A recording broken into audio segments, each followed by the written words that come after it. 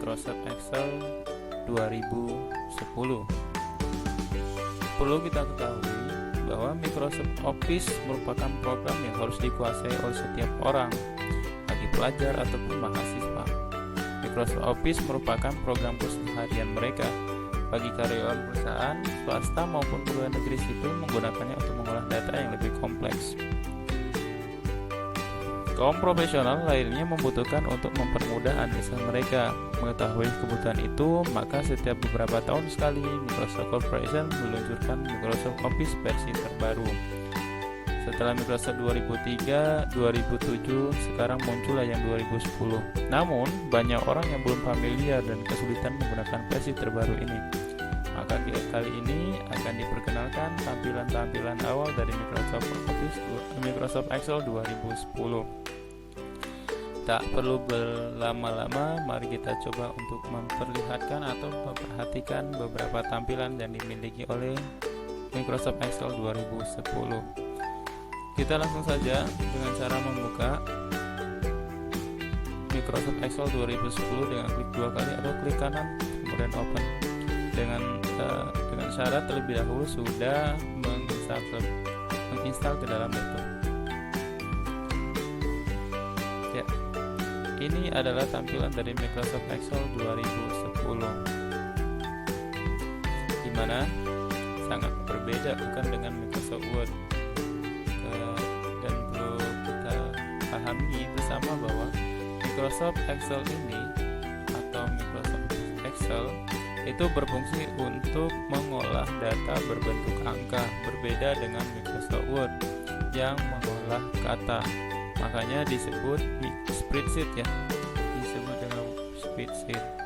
Dan lembar kerjanya pun disebut dengan worksheet. Microsoft Excel itu sering dikenal dengan istilah workbook, buku kerja. Kenapa? Alasannya adalah karena di Microsoft Excel ini terdiri dari lembaran kerja atau sheet, di mana dapat menampung banyak kolom dan baris. Sedangkan di tampilannya disediakan 3 sheet, kemudian bisa ditambahkan dengan insert worksheet yang berada di samping sheet ketiga. Untuk di bagian atas, ini disebut dengan book 1 Microsoft Excel.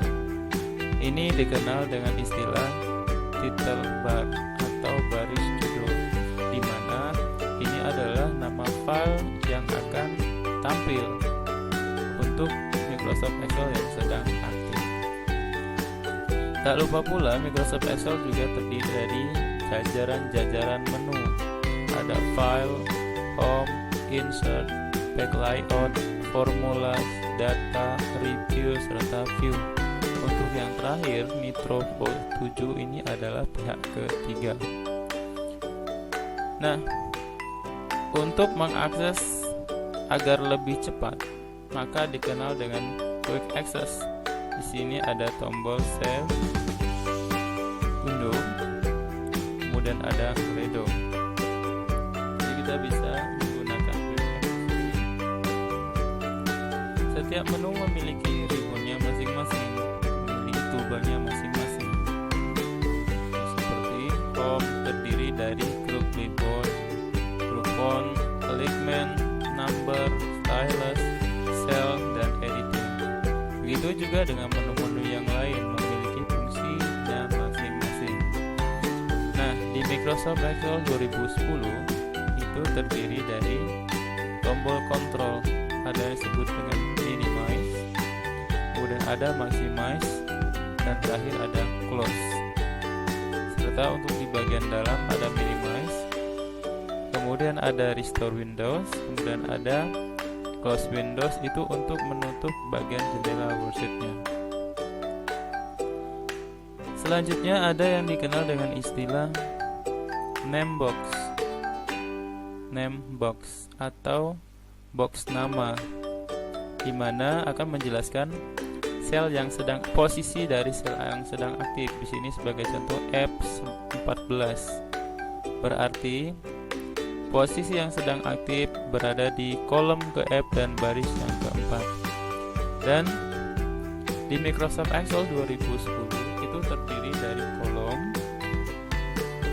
yang disimbolkan dengan alfabet ya, A, B, C, D. Kemudian ada baris atau row disimbolkan dengan angka. Sedangkan pertemuan antara kolom dan baris itu disebut dengan sel. Sel yang terblok yang seperti ini itu disebut dengan rank. Gabungan dari beberapa sel itu disebut dengan rank. Nah, untuk menulis di Microsoft Excel berbeda dengan Microsoft Word. Ada penambahan. Penambahannya adalah adanya formula bar di pojok bagian atas, di bagian atas dari abjad kolom yang berfungsi untuk memasukkan data. Sebagai contoh, belajar Excel. Nah, di saat kita menulis di formula bar, maka di bagian sel yang sedang aktif itu akan memiliki teks yang sama dengan formula bar. Artinya, untuk menulis di Microsoft Excel atau mengetikkan data atau memasukkan data di Microsoft Excel dapat dilakukan dengan beberapa cara. Satu, dengan menulis langsung di formula bar atau langsung di data selnya. Dapat kita lakukan seperti itu. Kemudian di sini ada scroll bar vertikal, sama dengan menggunakan Microsoft Word. Di sini ada scroll yang vertikal untuk menggulung kertas, kemudian di bagian bawah ada yang horizontal. Di bagian bawah sudah jelas, di sini ada zoom untuk mengecilkan, ada zoom out dan ada zoom in untuk membesarkan dan mengecilkan, dan membesarkan. Ini adalah zoom levelnya. Di sebelah kiri dari zoom itu ada tampilan normal yang sekarang terlihat, kemudian ada tampilan dari back layout. Apabila kita klik maka tampilan berubah seperti berikut, berbeda dengan yang normal. Kemudian yang ketiga ada back break preview. Nah, ini dia yang tampil adalah data yang sedang aktif saja. Kemudian ada yang menarik di Microsoft Excel dan Microsoft Word, itu ada 3 sheet yang secara default sudah disediakan oleh Microsoft Corporation. Apabila kurang maka bisa kita tambahkan dengan menambahkan worksheet dari sebelah kanannya dengan mengklik insert worksheet. Kita contohkan, klik sheet yang tadi sehingga akan berubah menjadi sheet 1, sheet 2, sheet 3 dan sheet 4. Untuk memilih posisi sel aktif, tanda panah ke kiri, untuk ke kiri, ke atas, ke bawah dan ke kanan, samping kanan. Kemudian untuk pindah antar sel kita bisa menggunakan tombol tab. Fungsinya sama dengan menggunakan tanda panah sebelah kanan di keyboard. Kemudian ada shift tab.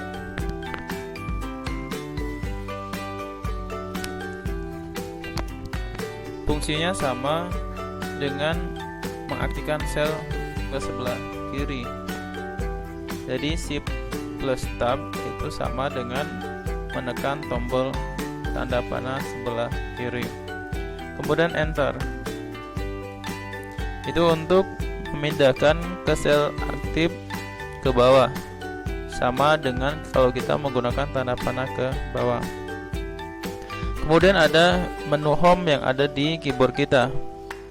Maka pada saat ditekan menu home, ya, ini menu home, maka sel aktif akan pindah ke kolom A pada baris terakhir yang digunakan. Sebagai contoh, terakhir kita di kolom F di baris ke-13. Baris ke-13, kolom ke F, kita tekan home, maka akan pindah ke kolom baris yang sama, yakni baris ke-13. Kemudian ada backup,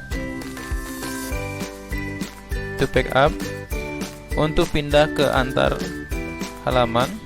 Ada backdown untuk ke halaman paling bawah, sedangkan backup ke halaman paling atas dari tampilan Microsoft Excel. Nah, sedangkan untuk membesarkan atau mengecilkan dari kolom, dan tadi sudah kita jelaskan bahwa di Microsoft Excel ada kolom yang kemudian ada baris. Untuk data yang lebih panjang atau lebih besar ketimbang kolom, maka yang kita lakukan adalah dengan mengarahkan kursor ke arah antara kolom F dan kolom G dengan posisi gambar icon kursor seperti berikut: tanda panah ke kiri dan tanda panah ke kanan. Diklik dan tarik ke kanan untuk membesarkan, atau tarik ke sebelah kiri untuk mengecilkan. Begitu juga dengan untuk membesarkan baris. Kita arahkan ke posisi antara baris ke-5 dan baris ke-6. Kita letakkan kursor ke arah sana. Kemudian kita klik tarik ke bawah untuk membesarkan, tarik ke atas untuk mengecilkan.